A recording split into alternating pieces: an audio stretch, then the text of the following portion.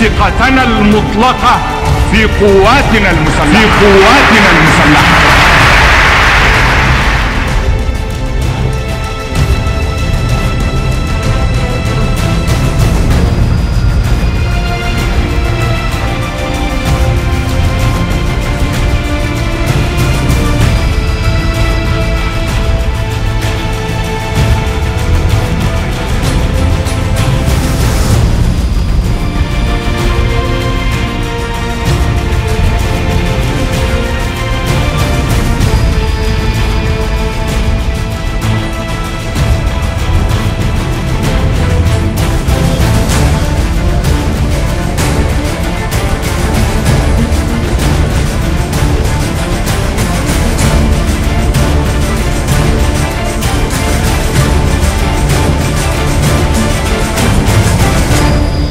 وإذا احتاج الشعب المصري القوات المسلحة المصرية ستكون في أقل من الثانية موجودة في الشارع، لكن إذا احتاجها الشعب المصري.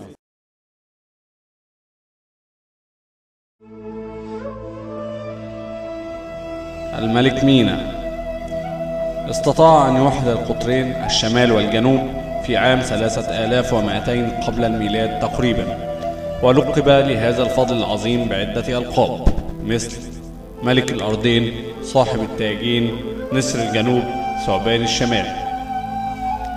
فكر الملك مينا في اختيار موقعا يتوسط مملكتي الشمال والجنوب لكي يستطيع أن يحكم منها مصر، فقام بإنشاء قلعة محاطة بسور أبيض واسمها منفر، وتعني الميناء الجميل أو الجدار الأبيض، والذي ما زال جزء منه متبقيا إلى الآن، وقد كانت منفر عاصمة مصر في عصر الدولة القديمة.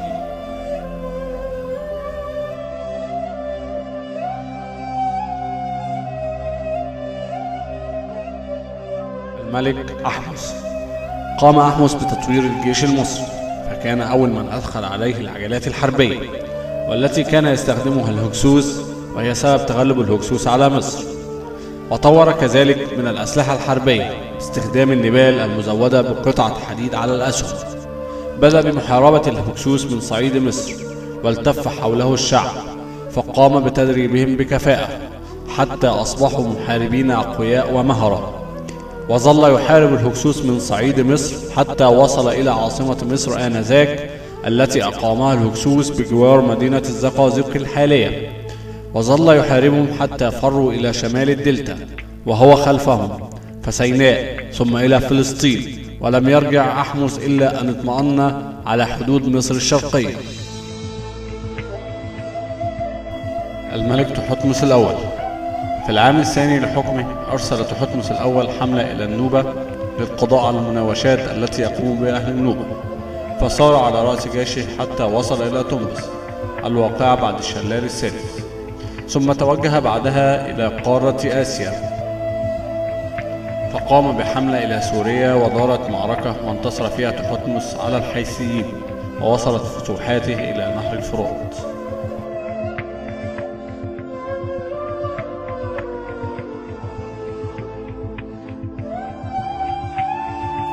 صلاح الدين الأيوبي أسس الدولة الأيوبية التي وحدت مصر والشام والحجاز واليمن. قاد صلاح الدين عدة من حملات ومعارك ضد الفرنجة وغيرهم من الصليبيين الأوروبيين في سبيل استعادة الأراضي المقدسة التي كان الصليبيين قد استولوا عليها في أواخر القرن ال11، وتمكن من هزيمة الصليبيين واستعاد معظم أراضي فلسطين ولبنان بما في ذلك مدينة القدس، بعد أن هزم جيش بيت المقدس هزيمة منكرة في معركة حطين.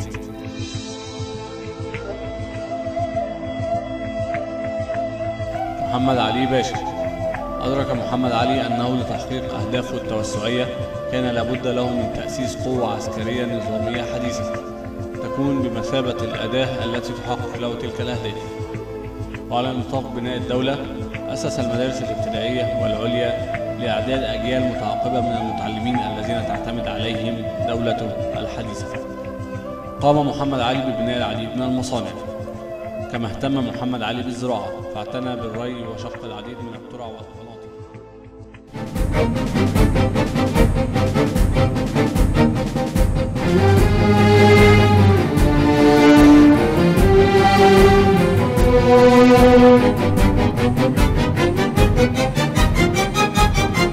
تؤمم الشركة العالمية لقناة السويس البحرية شركة مساهمة مصرية.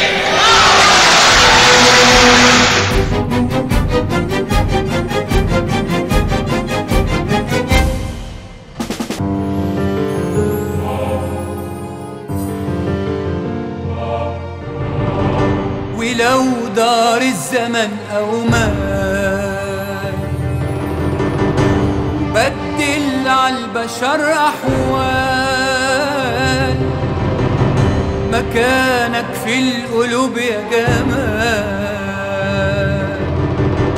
مكانك في القلوب يا جمال. ولا كل من ركب الحصان بيبقى يا بشر خيال، مكانك في القلوب يا جمال، مكانك في القلوب يا جمال. ولا كل من ركب الحصان بيبقى يا بشر خيال، مكانك في القلوب يا جمال، مكانك في القلوب يا جمال.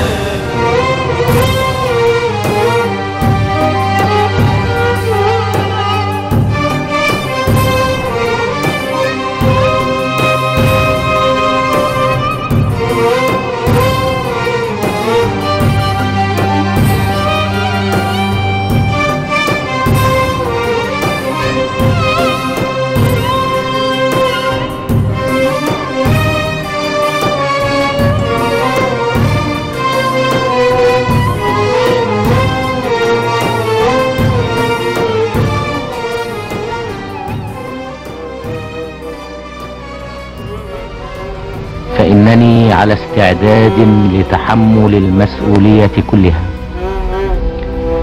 ولقد اتخذت قرارا أريدكم جميعا أن تساعدوني عليه. لقد قررت أن أتنحى تماما ونهائيا عن أي منصب رسمي وأي دور سياسي، وأن أعود إلى صفوف الجماهير أؤدي واجبي معها كأي مواطن آخر.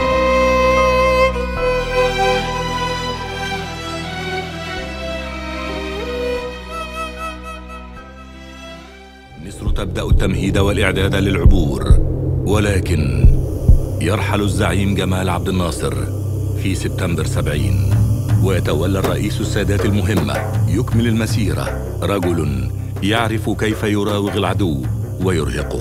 عاش مطاردا من الإنجليز قبل الثورة، يجيد المباغتة والتخفي والخداع.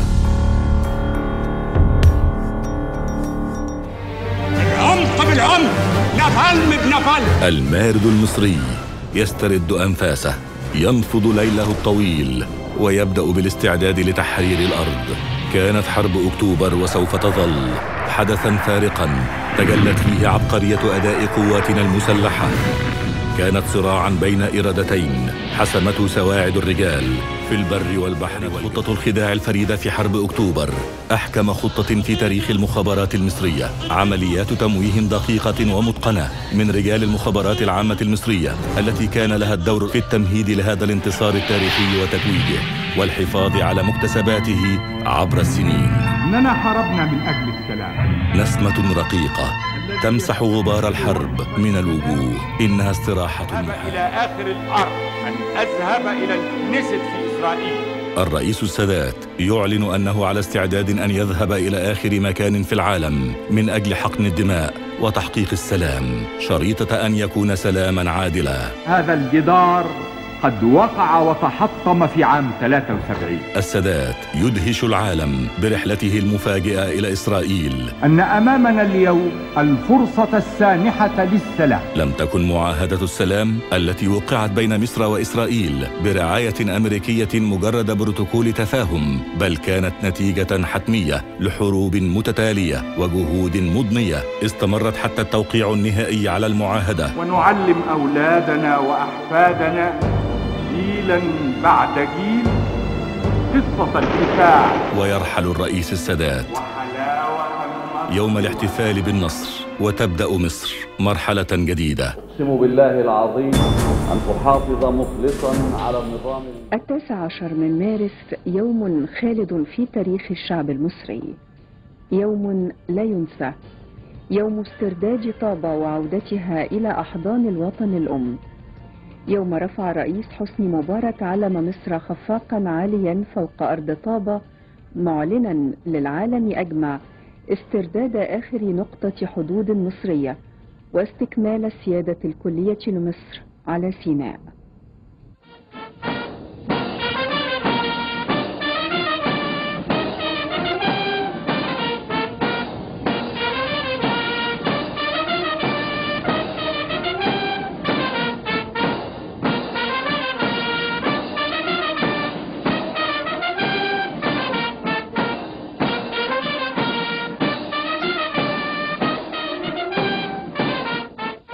لقد ارتفع علم مصر على أرض طابة، ولن ينتكس علم مصر أبدا. سوف يظل علم مصر شامخا خفاقا على بركة الله.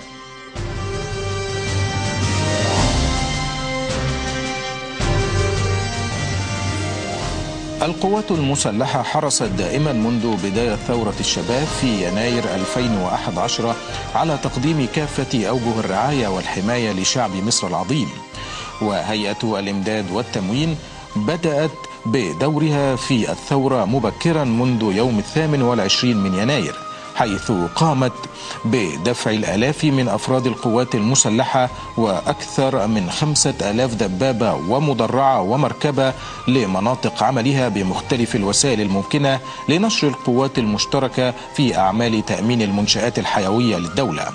ونتيجة لما حدث من أعمال تخريب واقتحام بعض السجون وحرق عدد من الأقسام، تم دفع احتياطيات الإطفاء التابعة للهيئة، والتي شاركت في إخماد 85 حريقا بمختلف أنحاء الجمهورية، وكذلك تأمين جميع الأهداف الحيوية للدولة إداريا وإطفائيا.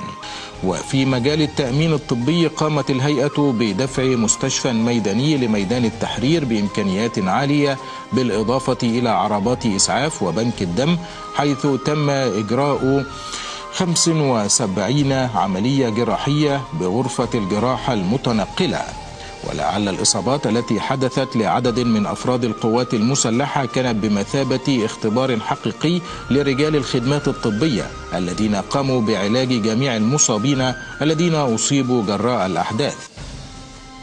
وفي ظل الأحداث المتتالية لم تنسى القوات المسلحة دورها في دفع عجلة التنمية والتطوير والتحديث، حيث قامت هيئة الإمداد والتموين بتطوير وإنشاء المستشفيات والمجمعات والمراكز الطبية التي قام المشير حسين طنطاوي القائد العام رئيس المجلس الأعلى للقوات المسلحة بافتتاح العديد منها. ومنذ هذا الحين أولت القيادة العامة للقوات المسلحة اهتماما بالغا بهيئة الإمداد والتموين، حيث يعتبر التأمين الإداري أحد الركائز الرئيسية لنجاح القوات المسلحة ودعم كفاءتها القتالية، حيث شهدت الهيئة عمليات تطوير وتحديث مستمرة شملت كافة إداراتها وأفرعها المختلفة، وتزويدها بأحدث النظم والتقنيات والمعدات الحديثة في مختلف المجالات، بما يضمن الارتقاء بمستوى الأداء وتحقيق أقصى معدلات الكفاءة والقدرة على تحقيق التأمين الإداري المتميز للقوات المسلحة ورفع مستوى الخدمات التي تقدم للفرد المقاتل باعتباره الدعامة الرئيسية في منظومة التأمين الإداري.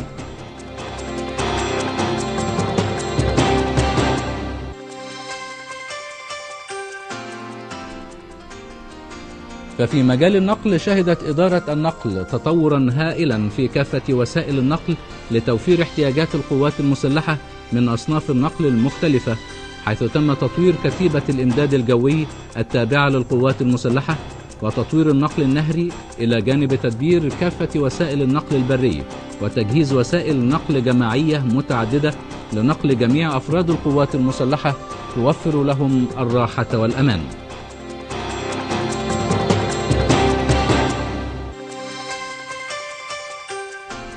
وفي مجال الوقود قامت إدارة الوقود بتطوير مستودعات الوقود بأنواعها المختلفة وإنشاء أحدث المعامل للقياس والمعايرة للتأكد من سلامة الوقود والزيوت والسوائل الخاصة المستخدمة داخل القوات المسلحة.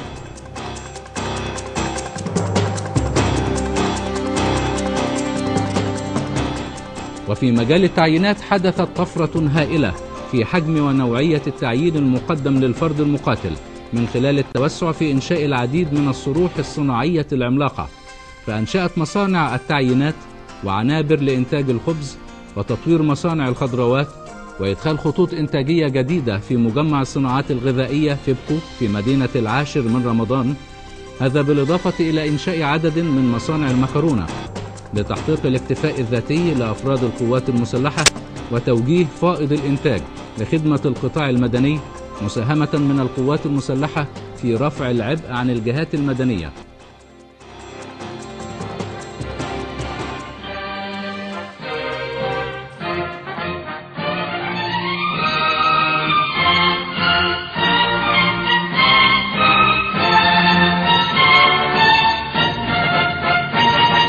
رسمنا على القلب وجه الوطن لقينا ولينا وشعبا أصيلا. رسمنا على القلب وجه الوطن لقينا ولينا وشعبا أصيلا. وكنا فيها مثل طول الزمن ليبقى شبابك جيلا بديلا.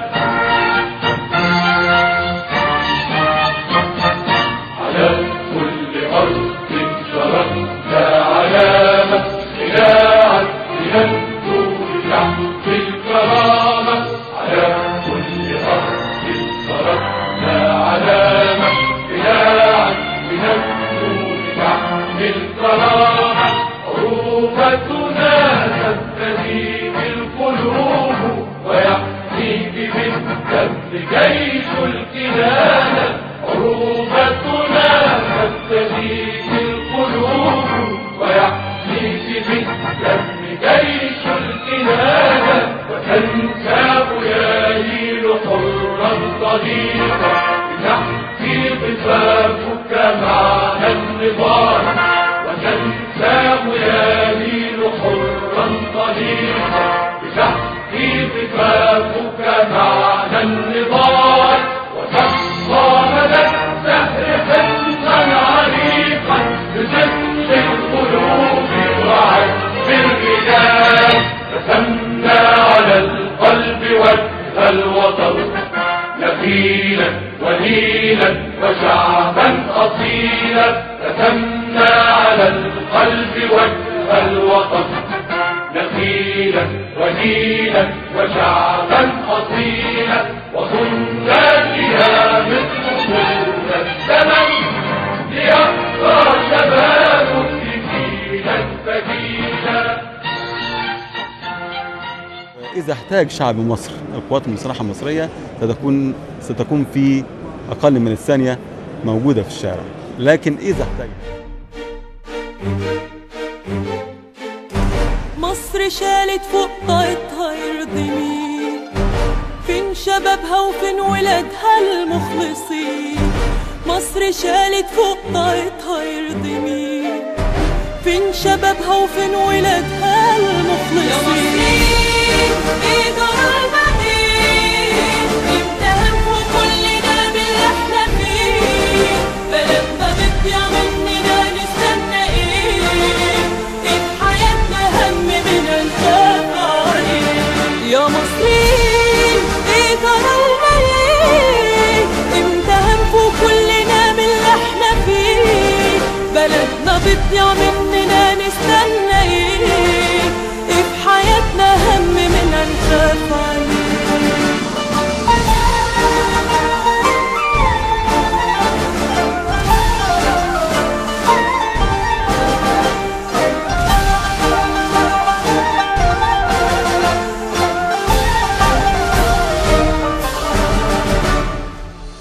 مصر شالت همها ومن الزمان والحقوها قبل ما يفوت الأوان. شالت همها ومش زمان والحقوها قبل ما يفوت الأوان.